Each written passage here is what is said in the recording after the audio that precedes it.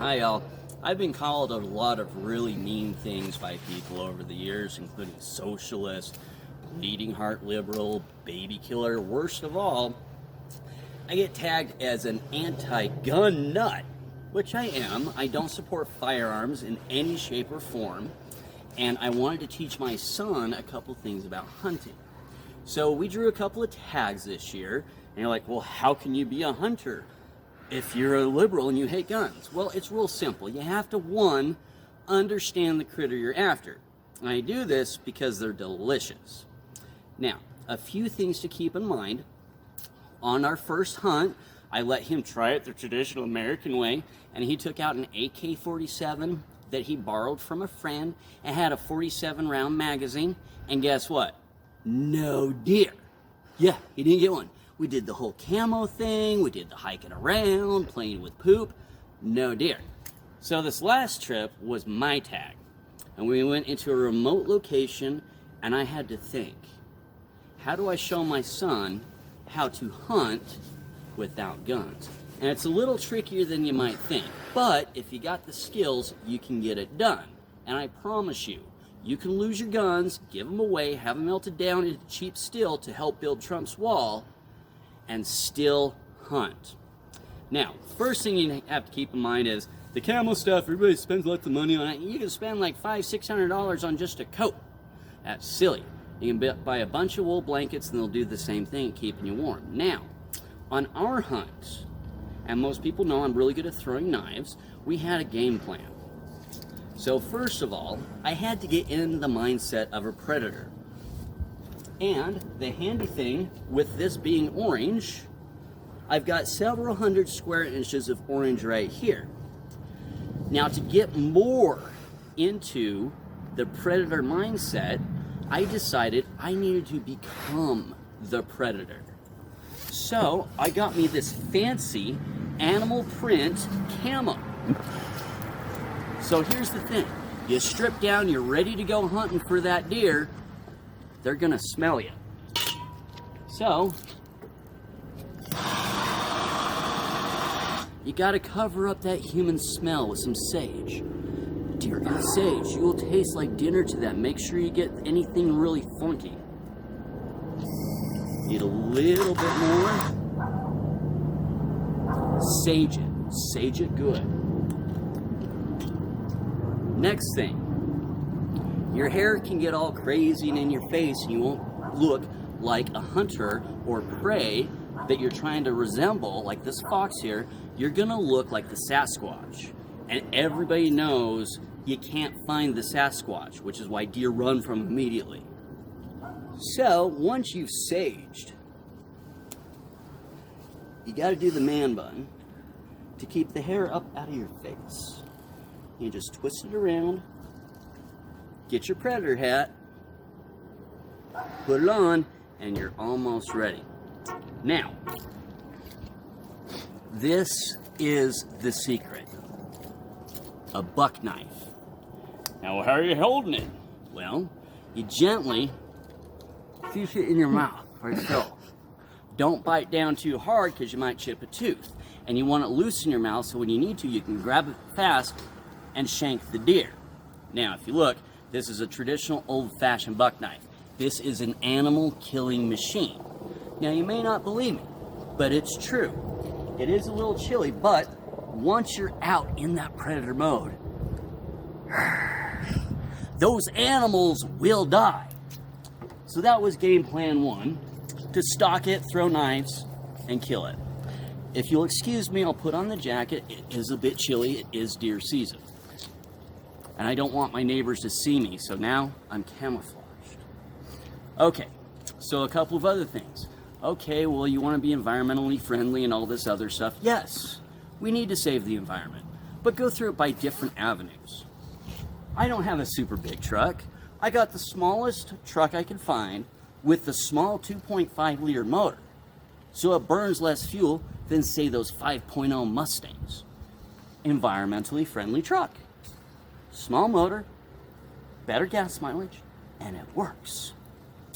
So, we were down in the Book Cliffs, scouting around, chasing the animals. all saged up and ready to pounce on our prey. So we drove around checking out where they're migrating as soon as the sun was going down, because I had game plan 2. Between my animal killer knife and this eco-friendly truck, I got one of them cool things you saw on all those other big trucks that are all nice and shiny and whatnot, but mine, I found it in a junkyard. And since I see them on all the hunters' trucks, I figured I need to have one. And then also, these lights up here. All the trucks got them lights, so I figured I need that light. I also know something about deer, and I also know the law, and this is where it gets tricky. Spotlighting is illegal, so you can't run around with the spotlight getting them in your headlights and then go after them. But if you have a deer tag and you just so happen to hit a deer with your killing machine, guess what? You put your tag on it and it's legit.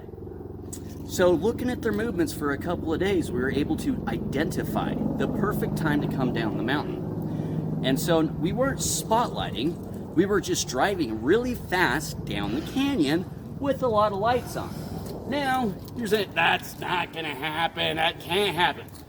Well, in all reality, it did. If you look right here, and right here, sure enough, we used this push bar to push that critter down, and since it was an accidental collision, I jumped out of the door, grabbed the deer, slit its neck, and you probably don't believe me. Well, here's the thing. I like animals. Why do you kill them? They're delicious. However, if you actually want to save the environment, don't join things like the Sierra Club that wastes millions of dollars. I think they had $69 million in assets on their tax returns. However, if you buy hunting gear like knives and lots of knives, there's a Pittman-Robertson Act that taxes all those hunting essentials, and it puts it directly into the wildlife.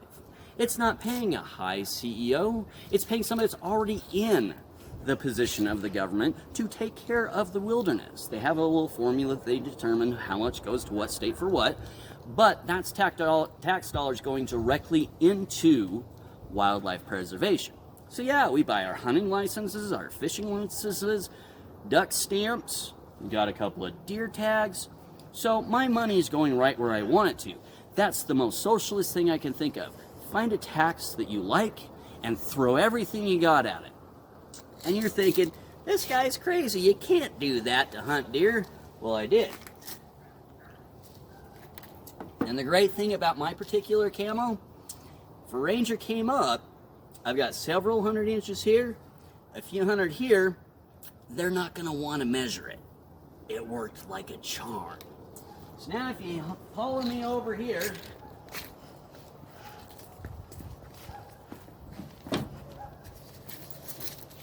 and we open up this right here,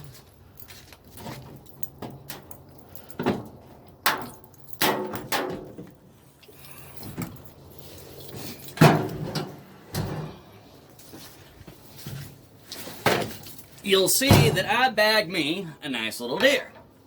See, head cut clean off with that knife, buck knife of course. Gotta plug the good old-fashioned buck knife as the ultimate hunting tool. And to teach my son a lesson,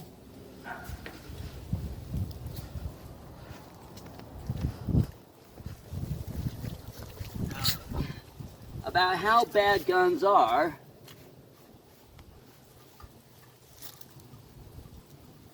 we're gonna cook him up a little bit of tag soup because he wanted to use one of them guns. So we get some water going. Take that unfilled tag, put it in the water, a little bit of S and P, a few fall leaves, and a little bit of Rick's #1 spice. Cook that up for about 10 minutes, and that is a fiber-full dinner. It will be delicious. Now me, on the other hand, I'm going to be eating backstrap tonight. Yeah, guns don't always get the job done, but when you're a predator, you can. Now, a couple of other things to keep in mind. If you're one of those crazy vegans or animal lovers that would like a beautiful mount of, say, a pheasant or a duck or even a deer in their house because they're beautiful animals and you want to be reminded of their beauty on a daily basis, but the catch is you don't want to kill it. And a great money saver is go to local thrift stores. Oftentimes they have slightly dusty, mounted beautiful birds that you pick up super cheap. You take them home, you dust them off. You can say, hey, look at that beautiful mount. Me, on the other hand, I'm going to be able to skin that skull, cook it for a bit, pull everything out, including the brains, eyeballs, tongue, and whatnot, and then bleach it basically, and then I'm going to have a nice, beautiful skull. And when I die, my family's going to be like, well, cool, he's died. Send this stuff to a thrift store, and that's how that cycle works. So even if you're a vegan but want a beautiful mount, your moral ineptitude to not kill an animal, but you want that desirable bird or deer or whatever in your house, simply go to a thrift store. Somebody else killed it. You're just getting it to pay the employees to run the thrift store, and you get a beautiful critter to put inside your house or apartment or your tiny home or wherever you need to. So, obviously, you don't have to have a monster gas-guzzling Cummins turbo thing with the Allison transmission and all that. You can get a nice, cheap little 2.5 liter something and get the job done. Save the environment, save the animals.